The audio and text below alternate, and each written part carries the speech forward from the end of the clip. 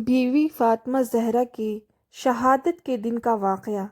جناب فاطمہ زہرا کی شہادت کے دن بی بی نے اپنے بچوں کو نہلا دھلا کر کپڑے پہنا کے انہیں نماز کے لیے مسجد میں بھیجا۔ جب امام حسن اور امام حسین مسجد میں داخل ہوئے تو وہاں مولا علی بھی تشریف فرما تھے۔ مولا علی کے ساتھ بچوں نے نماز ادا کرنی شروع کر دی۔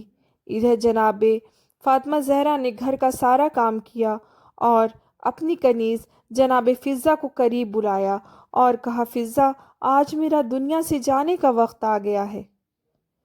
جنت کی حوریں مجھے لینے کو آ رہی ہیں۔ جناب فاطمہ زہرا کی یہ بات سن کر جناب فضہ بے قرار ہو کر رونے لگی۔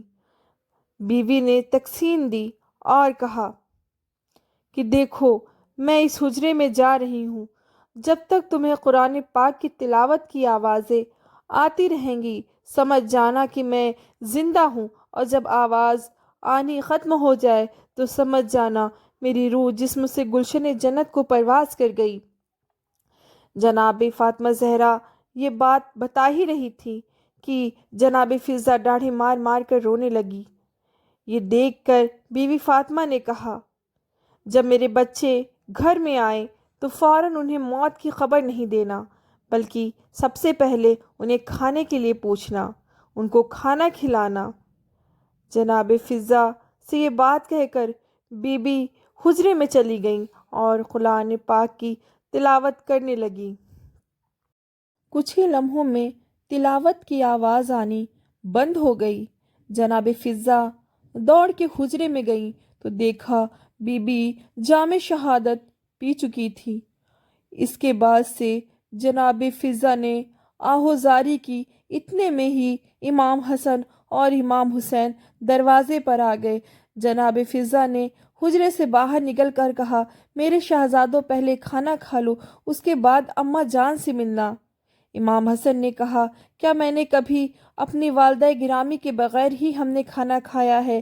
یہ کہتے کہتے بچے اس حجرے، ان کی ماں دنیا سے رخصت ہو گئی تھی، مگر اب وہ بچے روتے پیٹتے اماں جان کہتے کہتے مسجد کی طرف بھاگے اور جا کر اپنے بابا کو اطلاع دی۔ جب مولا علی آئے تو جناب فاطمہ الزہرا کے پاس ایک وصیت نامہ رکھا تھا۔ میرے مولا نے وصیت نامہ پڑھنا شروع کیا اور ڈاڑھیں مار مار کر رونا شروع کیا۔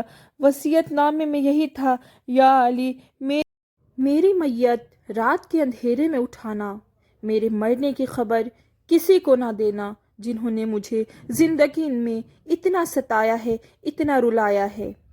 جناب فاطمہ زہرا نے کہا، میرے بچے اگر کسی بات پر مچل جائیں تو بن ماں کا سمجھ کر انہیں معاف کر دینا۔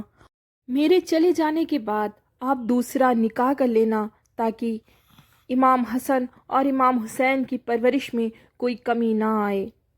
یا علی، اب میں آپ کو خدا کی سپرد کرتی ہوں۔ وصیت نامہ سن کر میرا مولا کائنات رونے لگا اور وصیت کے مطابق ہی امام نے بی بی فاطمہ کو غسل دیا اور میت کو ایک نشیب میں جنت البقیع میں دفن کیا۔